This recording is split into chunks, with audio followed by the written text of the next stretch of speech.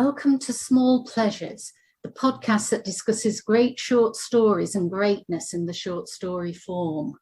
My name is Livi and I am a novelist and short story writer from Manchester, England, and this is Sonya Moor, a short story writer and translator from Paris, France. Bienvenue.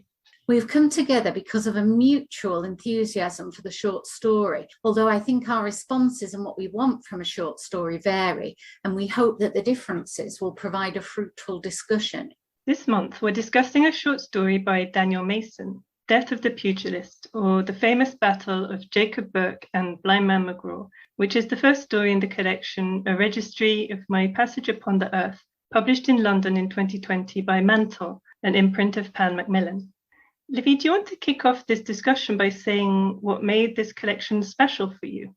Firstly, I'd like to say this is an unusual collection, partly because there really aren't that many collections of historical short stories. I can think of a couple of others, Servants of the Map by Andrea and Susanna Clarke's The Ladies of Grace Adieu, for instance. But the stories in Clarke's collection are set in Clarke's very own fantastic take on the 18th century, substantially in fairy. And like George R.R. Martin, another writer who blends fantasy and history, he said that they are sisters under the skin. Whereas the short stories in Mason's collection are diverse, ranging from South America to the Indian Ocean, France, England, and the USA, from ancient Egypt to the 20th century. They refer to people and events that have actually happened, but the narrative and stylistic approach to these historical events is wide-ranging and formally experimental. So what we have is a really varied collection in terms of subject matter, setting, theme, language, and style. I will just say, as someone who's written historical fiction, that this is impressive in itself. Historical fiction lends itself to huge epics, partly because the creation of a convincing context for a character or event can take up space and involves a considerable amount of research. I find this point really interesting because I've never thought of historical fiction this way. I tend to see the historical setting as another place the short story can go, not in relation to the epic. When working with historical settings, while the research is really heavy, I find that the rest of my short story toolkit remains the same. So I'm not looking for epic, but in terms of character and revealing moments of meaning for that character, me, others. Not so much the great sweep of history, but the specific, what stands out in that person's life. And this will often be small stuff. Say a person receiving a broken gift or an opportunity to steal some small thing without anyone noticing, whatever. A choice that in some way reveals who that person is and what they want. Even big deal moments seem to come from an accumulation of smaller words and deeds, or sometimes through things not said and done. And this is one of the reasons I love short fiction. It lets you peer through a crack in the door at seemingly inconsequential moments. And when your eyes adjust, you realize you're looking into a cave or a cathedral at something huge. Great analogy. I checked out Mason's take on historical fiction, and I was interested to see in an interview with The Atlantic that his interest is not so much in reproducing an historical event and more about using a different time and place to explore something pressing. He uses history to understand something in his life today. This is perhaps a universal quality of stories wherever they're set. They help us make sense of things. I think this is true and a really interesting point. In fact, some people think of historical fiction as a contradiction in terms because we can only write about our own contemporary world.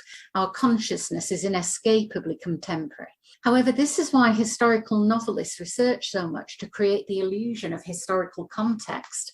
I have a friend who set one of her books in 19th century England, and I remember her saying that she understood why historical novelists pick one era and stay with it, because the amount of research involved is formidable. Yet here we have a single, fairly slim volume containing several significant moments in the history of the human race. I wish I'd known about this collection when I was teaching historical fiction, but to be fair, it hadn't been written then. Didn't you include it in an article you wrote for a website on historical fiction?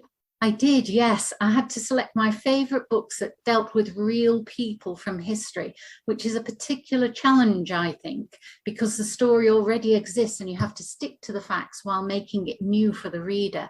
And Daniel Mason, who's a physician and psychiatrist by profession and the author of 3 historical novels, rises to this challenge wonderfully in this collection, which contains 9 excellent stories. So excellent, in fact, that we had trouble selecting one of them. So in the end, we chose the first story, Death of the Pugilist, or the famous battle of Jacob Burke and Blindman McGraw, and we hope our discussion will demonstrate why. Sonya, can you describe the story? What is it actually about?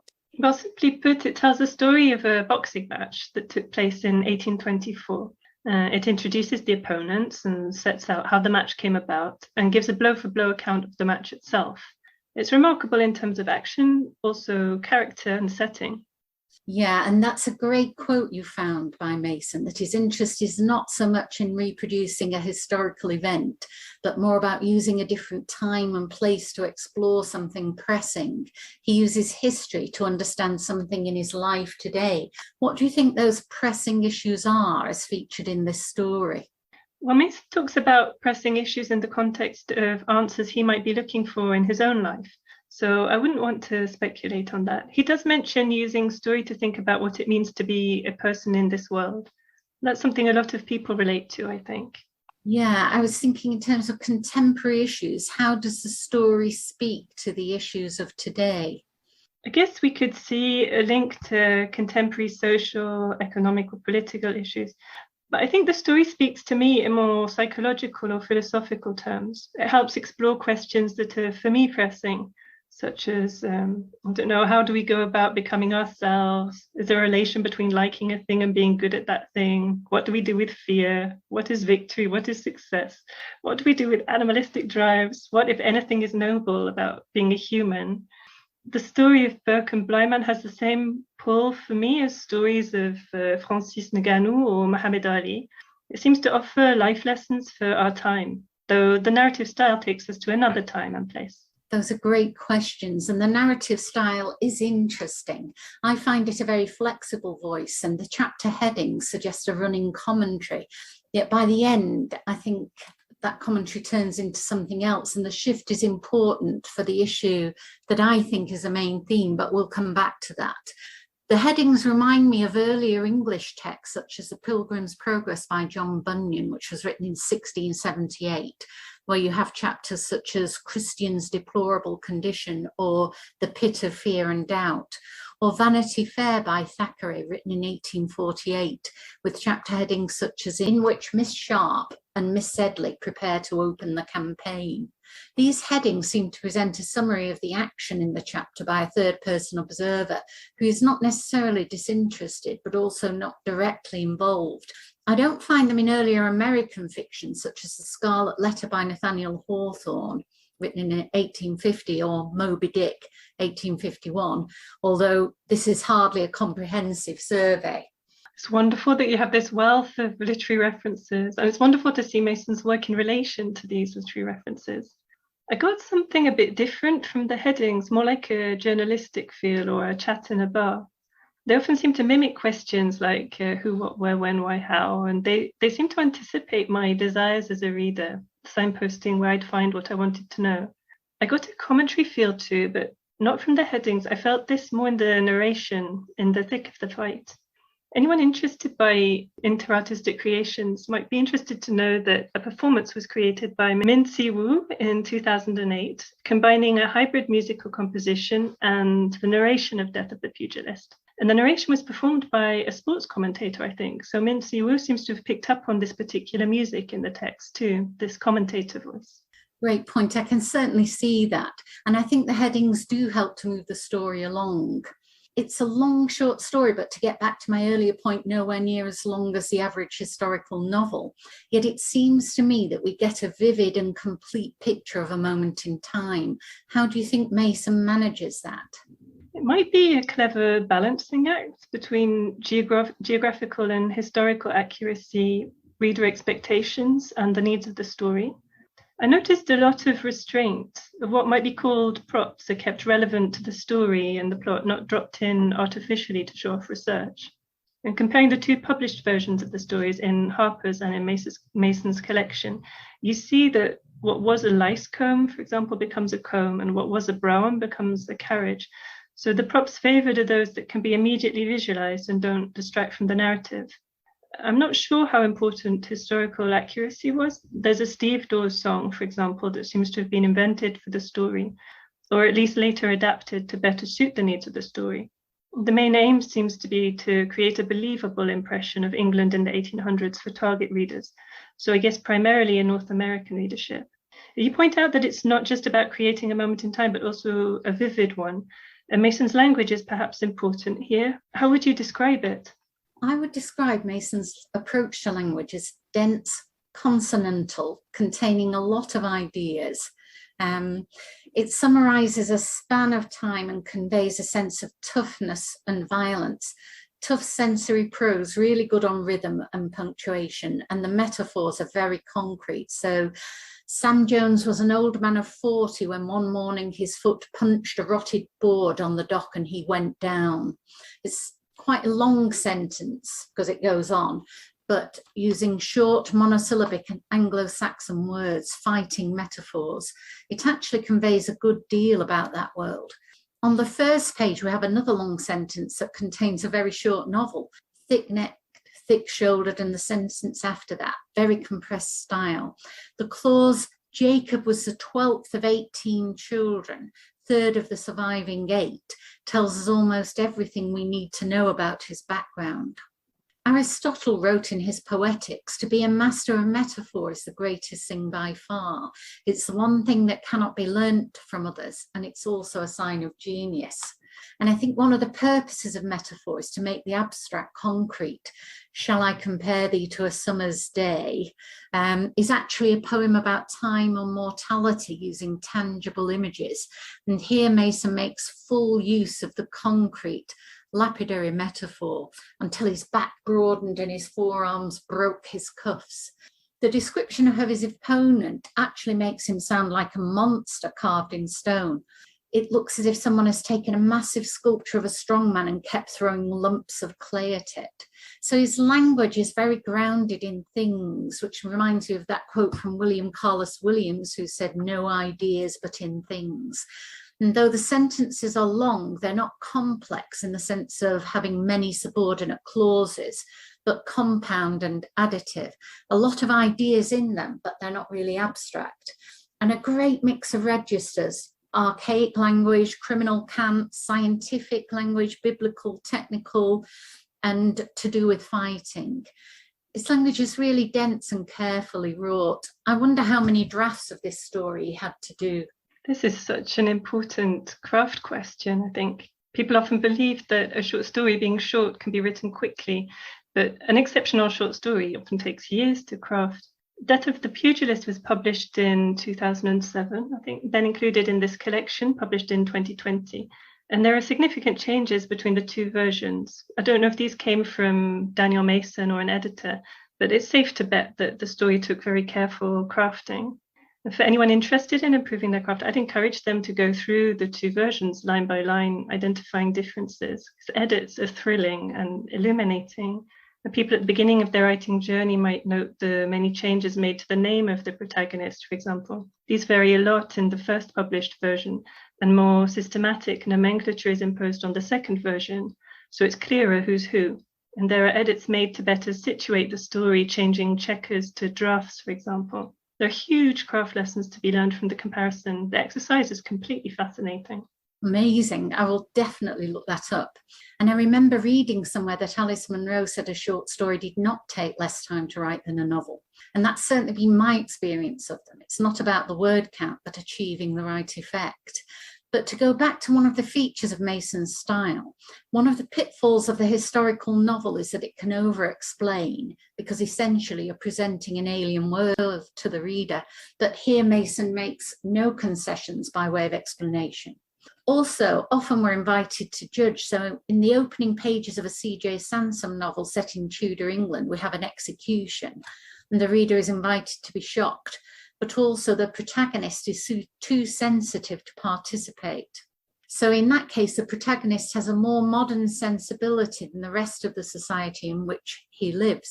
But here we have none of that. Burke seems very much to be a man of a particular time and place in society. Would you agree? I certainly found the setting coherent and believable enough. I'm no historian and I haven't researched the 1800s, so I can't judge for accuracy. I think what mattered most to me was that the protagonist, Burke, appealed as a character. He felt quite contemporary in some ways. I saw a comparison with the film Rocky in terms of characterization and structure. In each, there's a really long build to introduce a working class main character and their backstory, with this long build helping to give the climax impact. I often see such similarities between film and the short story, and poetry and the short story. Films are great for learning about structure and how to build tension. That's something Mason does brilliantly in this story. I think what I mean by my point is that the reader is not invited to look down on the activity of bare-knuckle fighting as something from the primitive past, but to become involved and included in the action. And as you say, the tension in this story really builds. And I think that's partly achieved because the story is very focused. It's one fight and the build up to it. And in the build up, we get Jacob's fear. And we're told that he can't get out at one point, even if he wanted to. There's a reference to the gallows as if he's been escorted to his execution. And it's clear that the crowd want blood. And that also, at one point, we realise that he's been set up to fail. And there are constant references to death. Someone's described as a Methuselah of 35. Simon Beale is a character who's dead at 25. So we're reminded about how that's mortality is kind of built into that society. And then when you get to section 9, the focus increases as the pace slows down, and yet the sentences are shorter. The language changes again in section 12, back to the scratcher, muscular down, jab to the nose and Blindman down. See, it's incredibly skillful control of focus and tension throughout. Is there a point at which individual consciousness breaks down, as on page 25, the hillside roars? And at one point, the gap between Burke and the narrator disappears, and Burke can no longer think, he can only move. There's a lot of beauty there, isn't there? It's a different, time moves very differently at that moment. And I agree that tension is really masterfully worked by Mason in this story. I got that he was working the rule of 3 a lot as well. If something occurs 3 times, we tend to see it as meaningful, and Mason drops 3 times into the storyline that recurs to the protagonist. And this reoccurs each time in a slightly altered form as Burke attempts to find his truth and his meaning. So we see this twice, 3 times, and when we meet the line the last time, it kind of detonates. And Mason stacks the odds against the winner with a roughly 1-to-3 ratio of falls, so the final result seems possible but not likely. And he builds anticipation by working patterns of contraction and release. You can see it at work when the protagonist lids a lance to relieve pressure, or between scenes, alternating high tension and moments that take a step back, like the philosophical chat with the ex-priest, or the flashback to childhood. I seem to remember Edgar Allan Poe saying something about the importance of building towards a sense of inevitability. And Mason works this too. Everything in the story builds towards ending. So it's both sort of surprising and inevitable.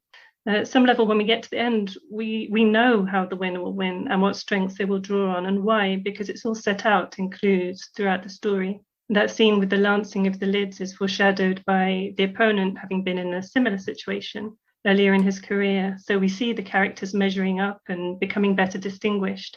Even the landscape with that soft depression speaks of the final winning action, the caving of a skull. This helps the ending to deliver at many levels. There's a final massive release of built-up tension, so the ending feels like an epiphany for the reader too. There's a work I'd recommend for anyone wanting to better understand how to build tension, and that's Robert McKee's story. It's focused on screenplay, but it translates directly to short fiction. Brilliant. I think short stories and drama have a lot in common, and I agree absolutely with what you're saying about the ending. And I want to come back to that because it seems to me that a lesser writer might have had a different ending, interestingly enough. So, but I wanted to ask, do you think this short story is about masculinity at some level? The fighters are heroes and stars. They have huge fan clubs. They've pollinated many girls. And there's a contrast going on with the dandy, who seems to be living in a dream of masculinity. And the dandy seems to me to be the despicable character. Yeah, there's definitely something, that could be read into that. I wondered if there are also socio-economical or political aspects to that, because the men fighting seem to have been brutalized by their circumstances. And I suppose that could be read as being expressed in a particular manifestation of masculinity. There's a lot of anger there. Yes, but also on page 17, the former priest says to Jacob, anger will only take you so far. And I think this leads to the crux of the story, to the shift in perspective that comes at the end, and which is really the reason why I chose this story. We both like the last story in the collection very much, but in that story, the reader's response to the character is less complex. Here, I think the ending makes all the difference. I believe a lesser writer would have had the alternative ending to the fight. I don't want to specify, that would be a spoiler, because then the story would have been a sentimental one with a more obvious, slightly cliched point.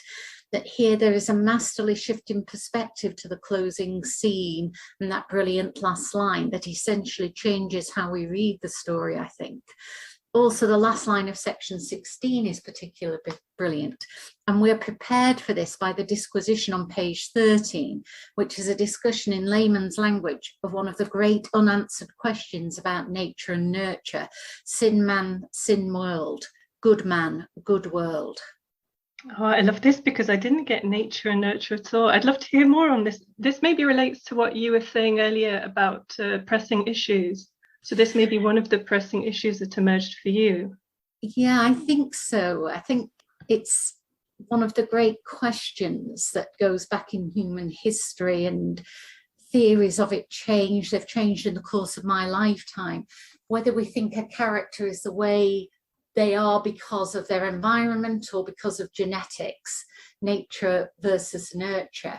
And in the end, while it looks as though Jacob Burke is being set up and exploited, it's made clear, I think partly because of that scene in which we see him stoning a little boy when he's a child, that there is great joy for him in fighting and in violence.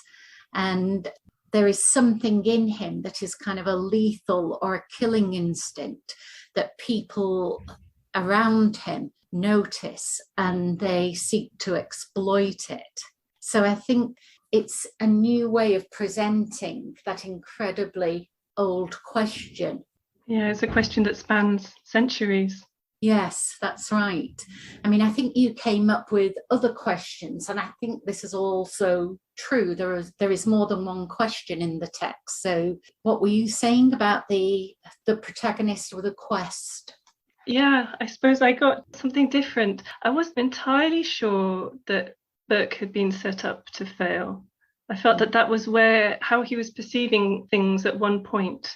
I wasn't sure whether or not that was the way things were, how reliable he was as a narrator. Well, he's not exactly narrating, but yeah, I wasn't sure. Maybe that's true. I think he goes through that feeling very strongly, as you would do, that he suddenly fears that he will fail, that he won't come out of this alive. And the crowd are, of course, indifferent to that. They just want blood.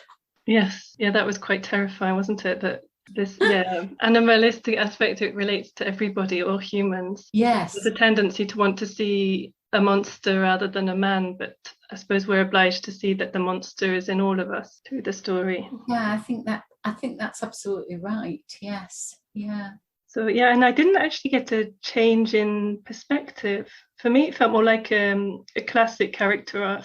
So as you say, with the protagonist who has a quest, I got a call to action when he was spotted as a boxer.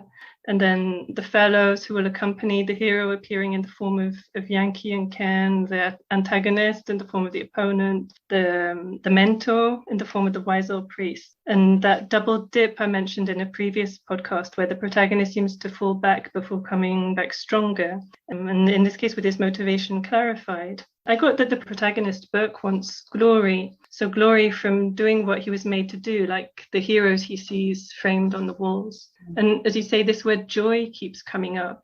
Because Burke just loves to box. It's where he finds his bliss. At a deeper level, I thought the story might be read as the journey of any sports person or creative. There are the hardships and sacrifice of subjecting yourself to the discipline you love, through training, of course, but also by making a more interior journey, wrestling with motivation, because any insincerity there sets you off your path. So you need to know not just what you want, but also why. And eventually the training and motivation come together in a moment of action. This oneness with the discipline becomes possible. The disciple has earned their moment of grace. I suppose this might be called flow for writers. You become what you do, losing and finding yourself in that. And victory is not just winning, but also a kind of self-fulfillment. I think we feel that in that moment you mentioned where time seems to sort of lift. There's a oneness between the action, Burke, Blindman, and even the crowd. I think that's such an interesting parallel between the creative person and the fighter, the sports person. And there are parallels in Eastern philosophy. I'm thinking particularly of Japan and a particular approach to martial arts there, which includes keiko, practice, renshu, training, shuren, discipline, tanren, forging, kufu and shugyo, where shugyo is the deepest spiritual training possible. Fire, water and iron involved in refining the sword. The structures of the mind emerge from the unconscious in shugyo, and it passes the barriers of the ego. You mentioned this once in a workshop you were giving, and it completely blew my mind. I found it hugely helpful. Such a brilliant way of conceiving of an artist's journey. Thank you. So it's basically about mastery, physical, spiritual, and creative. And this story is definitely an example of that. But in terms of the shift in perspective, we move to an increasingly internal perspective from Burke rather than on him. So on page 27, Burke, up on his knees, thinks, here we go. This is not the externalized commentary of his early career and his vicissitudes that we get on page 6, where you've got this external narrator. It's still third person, but somehow it's an internal focus. And that's how you get his visionary memory of stoning a little boy as a child. No sports commentator would have known that. This is his internal experience. And that's where we get the debate between nurture and nature again, I think. But I do think that the overall effect is that he becomes one with the action, not simply the exploited object. And that too is the meaning of shugyo, which does seem applicable to this story. Death of the Pugilist, or the famous battle of Jacob Burke and Blindman McGraw. And just to repeat, this is the first story in the collection, A Registry of My Passage Upon the Earth, published by Mantle, which is an imprint of Pan Macmillan in 2020. And it's a virtuoso performance. I do hope you read it. So once again, thank you for listening to this Small Pleasures podcast, and do keep your eyes and ears open for our next. Watch this space. We have many great short stories to cover. Until then, goodbye from me and Sonya. A bientôt.